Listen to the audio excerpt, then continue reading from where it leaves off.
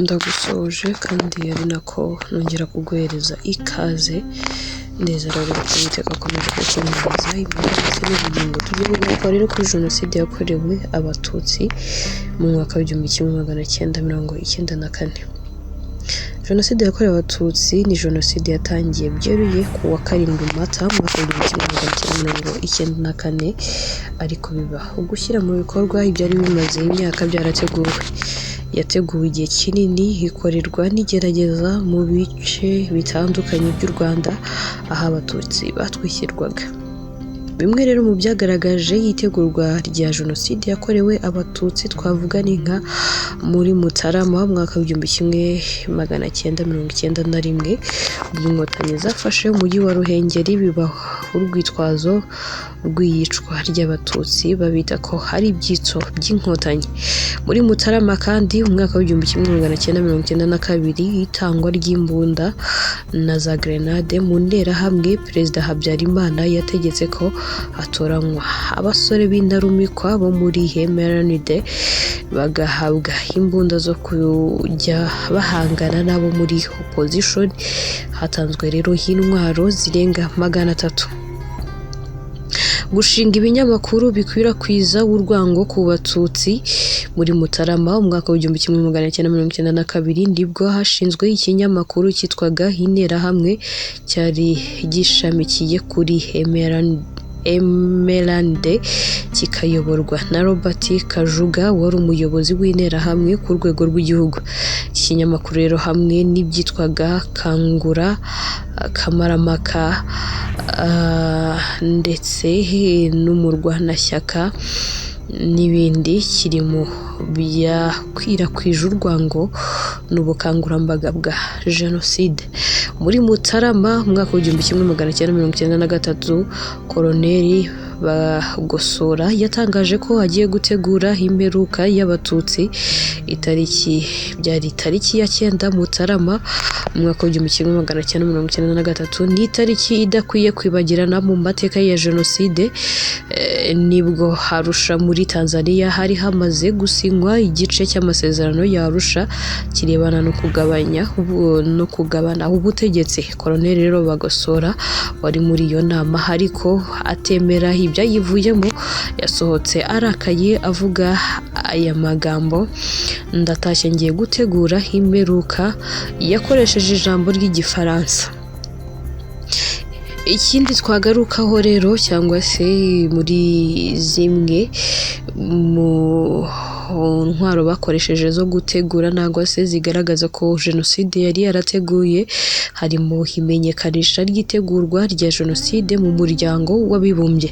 Tariki 11 Mutarama umwaka w'1994 umwe mu bayobozi bakomeye b'Interahamwe mu mujyi wa Kigali witwaga Turatsinze Abubakar alias Jean Pierre yabwiye mu ibanga General Romeo Dallaire wayoboraga ingabo za Loni mu Rwanda ko Interahamwe zamaze kwitegura kwica abatutsi bagera mu bihumbi 20, ko zifite rero y'intwaro zirunze igikondo kwa Kabuga, ko liste y'abatutsi zamaze gukorwa kandi ko kuva Minuwala yagera mu Rwanda Interahamwe zatojwe zigera ku 700 ziyongeye ku zindi nyinshi zari zisanzwe zarahawe imyitozo. Iyi jenoside rero yateguwe hagamijwe gutsemba ubwoko bw'abatutsi, ubwoko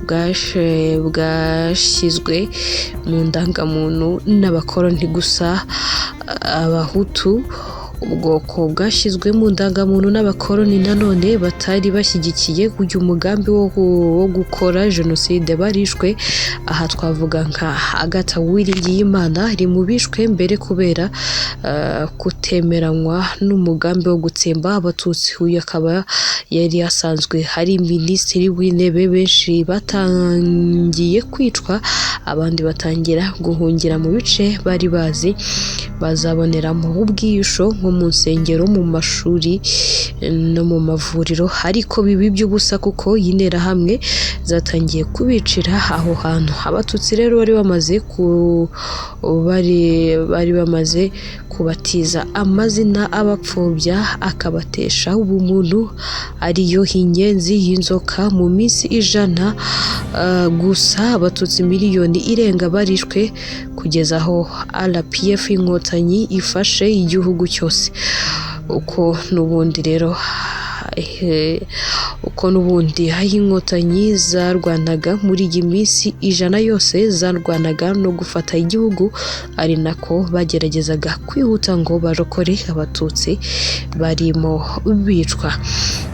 Nuko rero abari abasirikare ba RPA inkotanyi bari bahawe amabwiriza n'umuyobozi w'urugamba nyakubahwa Perezida wa Repubulika Paul Kagame, niko baje kubigenza.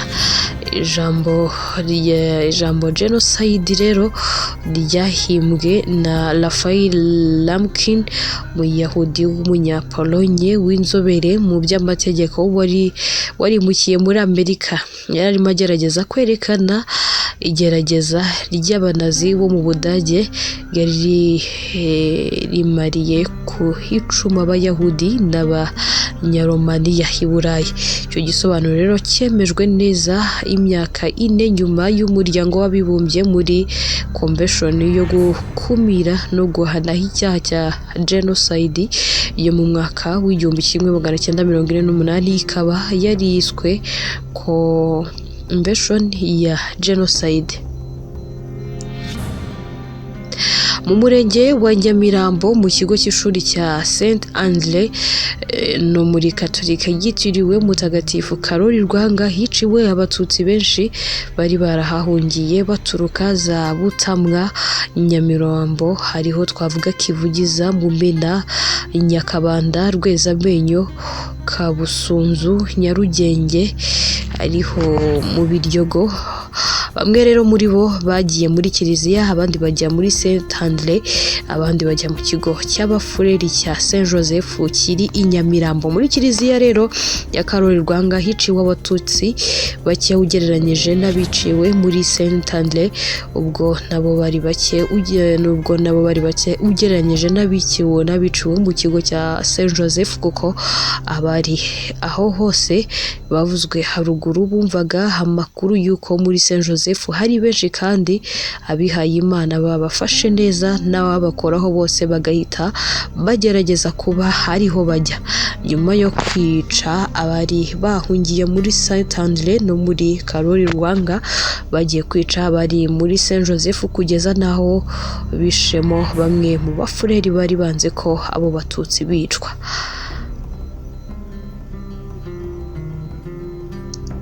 Tukiraho kandi abahorokokeye bahamya ko abatutsi bari bahahungiye barenga 2,000, kuko na nyuma yo kubica imirambo yari myinshi cyane igerekeranye.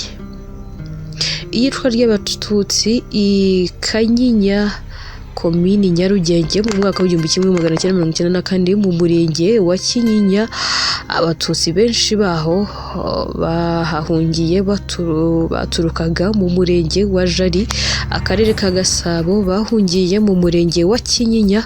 Uwari konseye Nzabamwita Joseph abasaba ko babwira n'abandi bataricwa bakaza kugira ngo babarindire umutekano. Ku wa 13 Mata umwaka w'1994, abicanyi bamaze kubona ko nta bandi batutsi basigaye, konseye yababwiye ko agiye kubazanira abajandarume bakabashakira aho babashyira, ababeshya ko hari kugira ngo bacungirwe umutekano. Baraza bababwira ko babajyanye ahitwa Ikana mu gakombe kari hagati y'imisozi bakabarindiramo, kuko nta nterahamwe yahamenya. Barabashoreye, babagejeje iyo barabahasiga, bababwira ko bagiye kubashakira ibyo kurya. Bigeze ku mugoroba babazanira interahamwe zirabatemagura ijoro ryose. Abasirikare bajya hejuru y'umusozi bareba ko hari ubasha kubacika kugira ngo bamurase.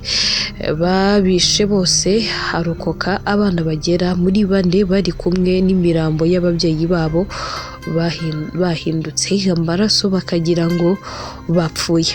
Iyicwa rero ry'abatutsi muri kiliziya ya Gishaka i Bumbogo na Kigali mu murenge wa Bumbogo mu kagari ka Mwuzuzu, hari abatutsi benshi bari bahatuye mbere ya jenoside. Mu gitondo cyo kuwa 7 Mata, interahamwe zabyutse zivuza amafirimbi yo gutangira kubica. Bariyegeranya bashyira hamwe ku gasozi ka Mwuzuzu bakoresheje amabuye, amacumu n'imiheto. Izo nterahamwe zabicaga zarimo abitwa Nyundo Vianney, Rubanguza, Karangwa, Gashumba, Rwiyamirira Michel, Habarurema Emile, Ruhamanya na Rwabuhihi. Barwanye nabo kuva ku wa 7 Mata mwaka wa 1994 nimugoroba. Interahamwe zibonye ko zigiye kuneshwa ku wa 13 Mata mwaka wa 1994 nimugoroba, zihuruza abasirikare ba Habyarimana ku wa 13 Mata mwaka wa 1994 babarasira kubamara, ari nayo tariki yabaye mbi cyane ku mateka yabo. Ababashije kuharokokera uwo munsi bahungiye kuri paruwasi ya Gishaka. Bagezeyo bahasanga umupadiri w'umuzungu witwaga Michel abasangisha abandi bari bahungiye muri kiliziya, bari baturutse Rutunga, Rubungo, Nduba na Jurwe muri Ndera. Padiri atangira kubashakira ibibatunga no kubasengera kuva mu ijoro ryo kuwa 13 Mata mwaka wa 1994 bigera kwa 14 Mata mwaka wa 1994. Interahamwe zirabatera, zarimo abapolisi ba komine Gikomero bitwaga Nyarwaya Michel wari burigade wa komine Gikomero, Rubanguka Mathias wari umucungamutungo wa komine Gikomero, Rusatsi wari umuganga ku kigo nderabuzima cya Gishaka. N'interahamwe yari ikomeye cyane yitwa Sevara. Aba bose bakaba barafatanyaga na Ugumestiri Rutaganira Teresfori wari komine wa komine Gikomero n'abapolisi ba komine Gikomero. Iyicwa ry'abatutsi kandi muri paruwasi ya Gatolika ya Musha Kigali ku wa 13 ndetse no kwa 12 Mata mwaka wa 1994, paruwasi ya Kiliziya Gatolika ya Musha hiciwe abatutsi basaga 8,000. Ubwo wari Burugumesitiri wa komine Gikoro Bisengimana Paul, Mukemba wari umushoferi wa komine na Makombe wari umukangurambaga w'urubyiruko bari ku isonga mu bwicanyi bwahabereye. Komine rero Gikoro yari iyobowe na Burugumesitiri Bisengimana kuva mu mwaka wa 1981. Paul Bisengimana yayoboye interahamwe zibanza gukorera abakobwa n'abagore ibikorwa by'urukozasoni imbere y'ababyeyi babo. Hari nabo bajyanye mu byobo byacukurwagamo amabuye. Nyuma y'ibyo bikorwa bakanabiciramo. Paul Bisengimana ufite umugore n'abana 10 yaburaniye mu rukiko mpuzamahanga mpanabyaha rwashyiriyeho u Rwanda, yemeraho ibyaha by'ubwicanyi yakoze, akatirwa igifungo cy'imyaka 15. Iyicwa rero ry'abatutsi ku Muhororo Kibirira muri Ngororero mu cyari komine Kibirira. Genocide yabanje kugeragezwa mbere ya Mata mu mwaka wa 1994 cyane mu mwaka wa 1992 nyuma y'imbwirwaruhame ya Dr Mugesera Leo yavugiye ku Karubanda muri mitingi y'ishyaka rya MRND, aho abenshi bishwe harimo nabo mu komine ya Ramba na Gaseke muri Ndaro. Na mbere y'ijambo ryo ku Kabaya muri Kibirira habaye ubwicanyi hagati ya tariki 11 na 13 z'ukwa 10 ngo se ukwezi k'Ukwakira mwaka wa 1990 yicwa abatutsi benshi barongera muri Mutarama mwaka wa 1993 muri komine ya Giciye, Ramba, Kanama, Kayove na Kibirira mu yahoze hari perefegiture ya Gisenyi. Hari n'abaroshwe mu mugezi wa Nyabarongo ahitwa ku Cyome Igatumba. Abiciwe Ikibirira ku bitaro bya Muhororo harimo abarwayi, abarwaza n'abaganga n'abandi bakozi bo mu bitaro. Abiciwe rero kuri kiliziya ya Muhororo no ku icumbi ry'Abihayimana harimo ababikira n'abapadiri. Abatutsi rero ba Kibirira kandi bamwe bafungiwe mu yari iga ikigo gihugura abaturage. Gatumba rero iri hafi y'ahari icyicaro cy'umurenge wa Gatumba, bashaka kubatwikira mu hari k'abatutsi bamena ikirahure baca mu idirishya gato barahunga.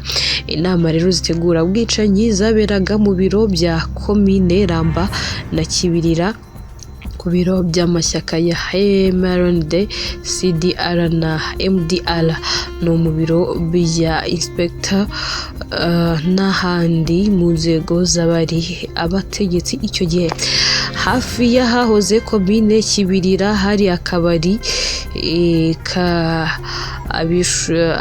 abishuka Charisi kari Igatumba, akabari k'uwitwaga rwa Nyagatare. Kuri kiliziya rero ya Muhororo hiciwe abatutsi babarirwa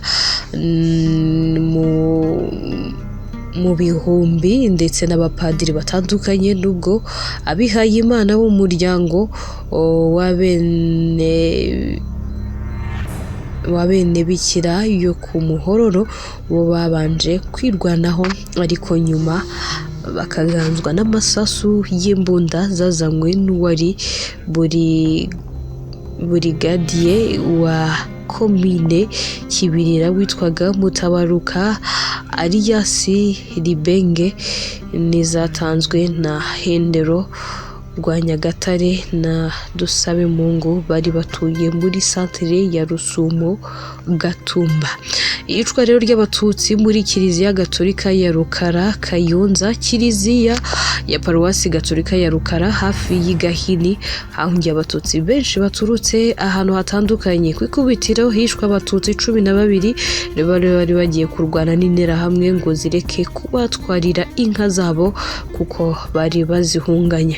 Hamaze kwicwa abo nibwo nabo bahunganye byose byatwawe, abandi nabo bahita bicwa ku wa 13 Mbata mwaka wa 1994. Ubwicanyi rero bwayobowe na Burugumesitiri wa komini Rukara Mambara Jean ndetse n'interahamwe zari ziturutse Murambi ziyobowe na Gatete Jean Baptiste. Nubwo rero Jean Mambara yagizwe umwere n'urukiko mpuzamahanga rwa Arusha, abashitse ku icumu bemeza ko yari ku isonga ry'ubwicanyi, akaba yarakoranaga bya hafi na Minisita Justin Mugenzi nawe ukomoka Igahini.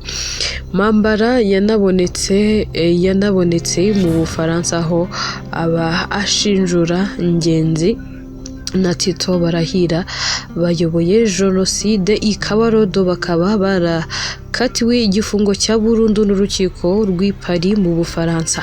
Iyicwa ry'abatutsi i Ruharambuga muri Nyamasheke y'interahamwe za Rukoma ziyobowe na Gasarasi Welaris kuwa 13 Mata mu mwaka w'1994 zagose abatutsi baho barenga 60 zibahuriza kwa Nyirandimu benshi zirahabicira. Nyuma yo kwica aba batutsi, Gasarasi yahuje interahamwe zari zimaze kubica arazishimira kubw'igikorwa bakoze, ababwira ko ibyabo abibahaye kandi bakwiye gukomeza guhiga umututsi aho hava akagera. Nanone rero mu cyahoze ari segiteri Ruharambuga ya mbere muri serire ya Kigabiro hafashwe abana 41 n'abagabo 2 bakuye iwabo bababeshya ababyeyi ko babahungishije, abandi babakuye mu ngo ku gahato babajyana mu cyobo cyari cyaracukuwe n'abahutu mu mwaka w'1992 ku ishyamba rya Sarabuye bakabatamo hari bazima. Nyuma yaho bazana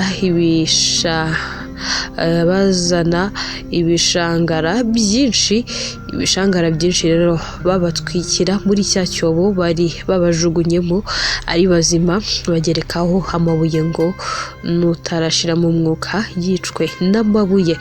Iyicwa ry'abatutsi rero Kanyinya Mururu muri Rusizi mu murenge wa Mururu ahitwa Nyakanyinya kuwa 13 Mata umwaka w'1994 hakozwe ibarura ry'abatutsi bari bamaze guhungira i Nyakanyinya, rikaba ryarakozwe na Patrice mwene Gatukura. Icyo gihe hari hamaze kugera abatutsi 800, inka zabo zatwaye na konseye Harerimana Jean Bosco Sendege n'izindi nterahamwe. Haje igitero cy'interahamwe nyinshi zari zivuye i Mururu, Nyakanyinya, Miko n'abajandarume bari baturutse igihundwe bahurira ahitwa Hangari baza kwica Nyakanyinya.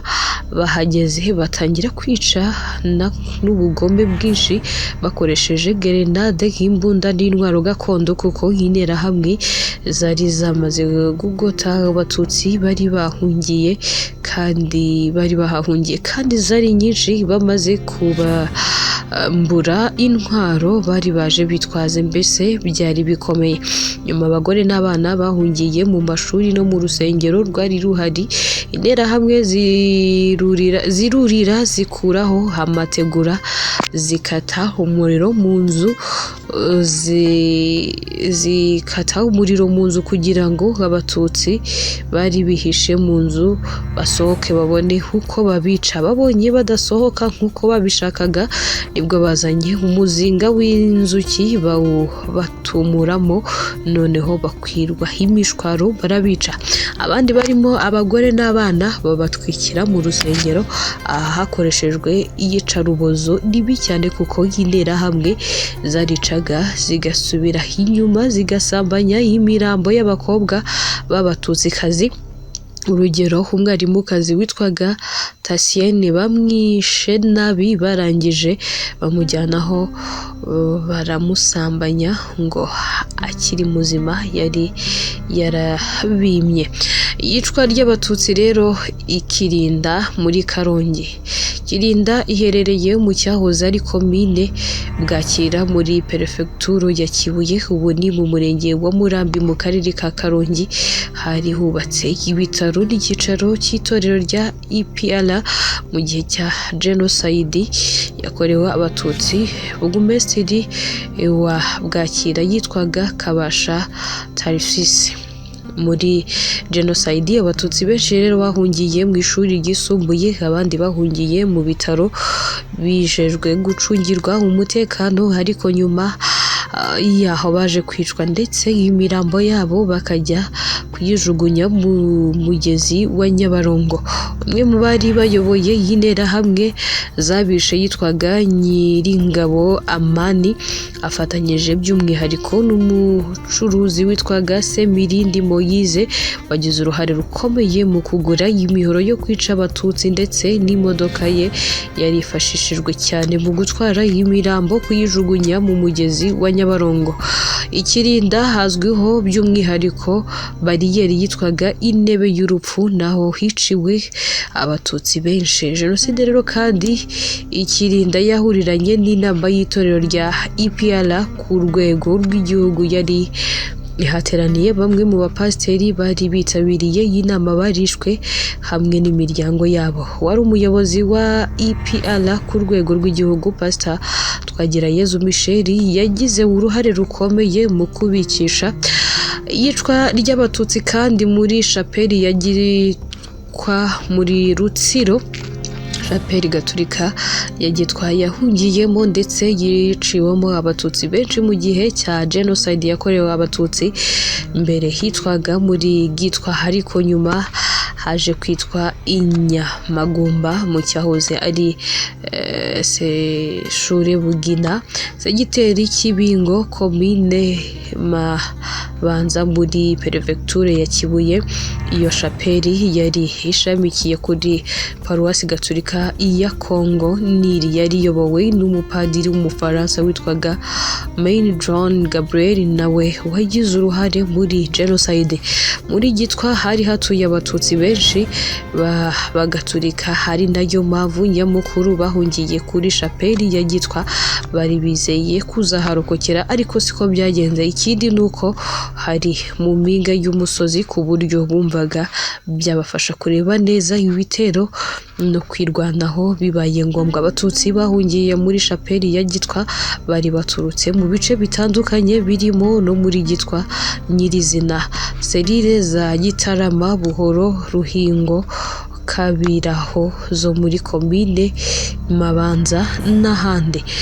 Ku wa 11 Mata umwaka w'1994 kugeza ku wa 13 Mata umwaka w'1994 nibwo ibitero byagabwe muri shapeli ya Gitwa, ndetse uwari burugumesitiri wa komine Mabanza Bigirishema Ignace yagiyeyo. Agezeyo abaza abatutsi bahungiye, bamubwira ko bagiye muri shapeli ya Gitwa.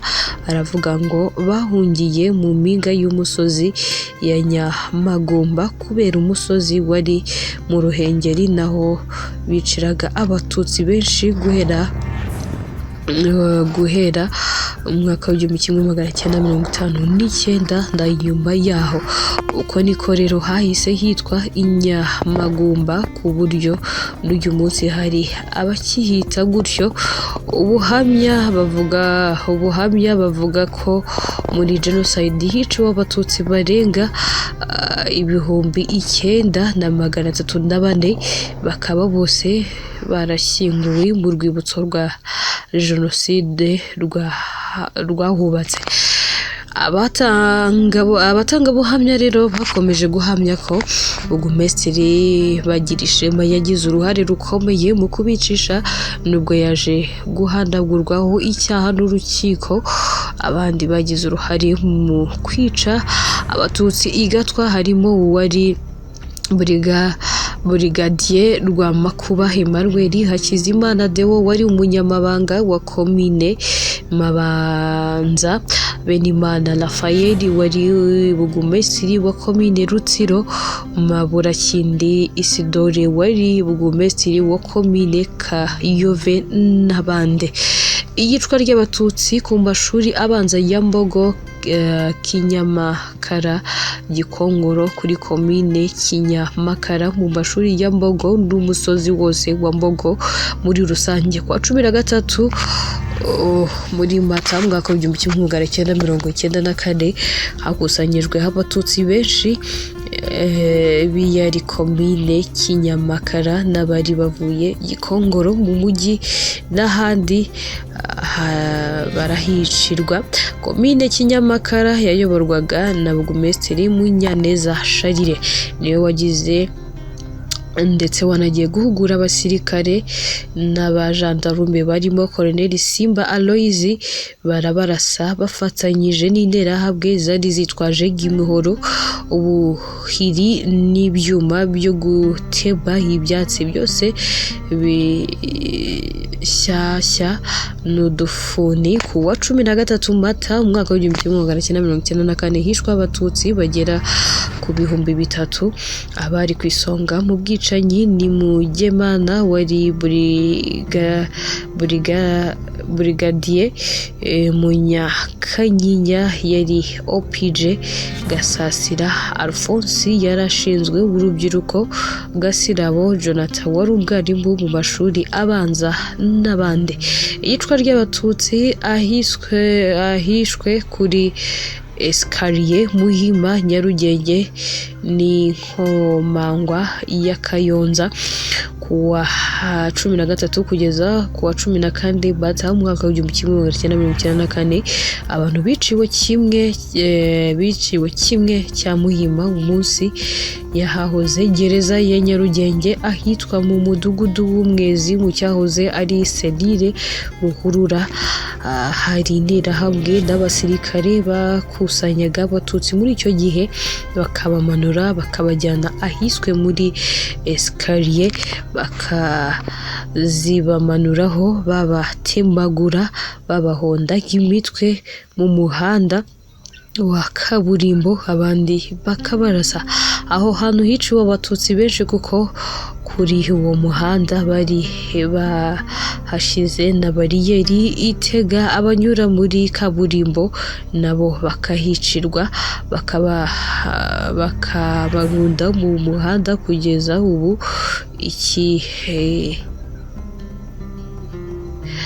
Kugeza ubu ikibabaza abafitanye isano n'abiciwe aha hantu nuko iyo mirambo batazi aho yajyanywe ngo bayishyingure mu cyubahiro.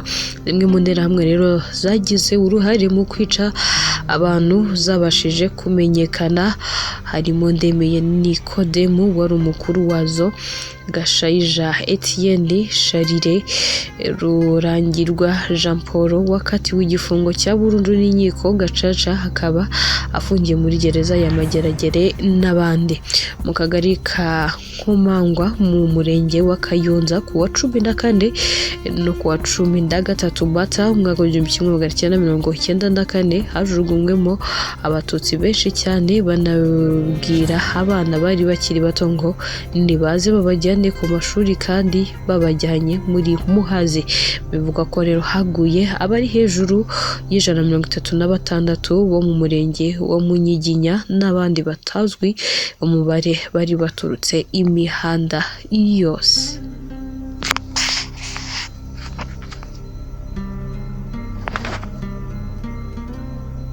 Ndagushimiye wakoze kubana nanjye.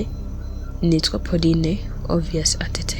Dukomeze kwibuka twiyubaka, aho turi kwibuka ku nshuro ya 31 nk'uko nkunda kubivuga. Ndi umunyarwanda n'isano duhuza ishema ryacu, agaciro kacu, iterambere ryacu bikomeze kuturanga. Hama dukomeze kwibuka twiyubaka ku nshuro ya 31 twibuka abacu bazize jenoside yakorewe abatutsi mu mwaka w'1994. Twibuke twiyubaka.